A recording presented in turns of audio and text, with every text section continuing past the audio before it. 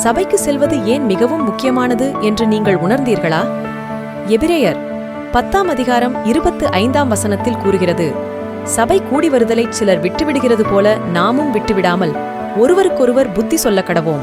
நாளானது சமீபித்து வருகிறதை எவ்வளவாய் பார்க்கிறீர்களோ அவ்வளவாய் புத்தி சொல்ல வேண்டும். ஏன் சபைக்கு வர வேண்டும்?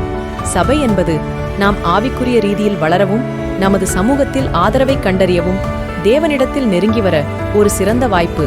ஏன் சபைக்கு சீக்கிரமாக வர வேண்டும்? சபைக்கு முன்கூட்டியே வருவதால் நமது இதயங்களையும் மனதையும் ஆராதனைக்கு தயார்படுத்தவும், ஆராதனை தொடங்கும் முன் ஐக்கியத்தில் ஈடுபடவும் உதவுகிறது. சபை குழந்தைகளுக்கான துடிப்பான செயல்பாடுகள் உள்ளன. அங்கு அவர்கள் சபை காரியங்களை கற்றுக்கொள்கிறார்கள், பாடவும் செய்கிறார்கள் மற்றும் நடனம் கூட ஆடுகிறார்கள்.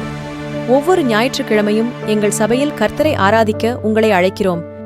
சீக்கிரம் வாருங்கள், இணைந்திருங்கள், எங்கள் சபை குடும்பத்தில் ஒரு அங்கமாக இருங்கள்.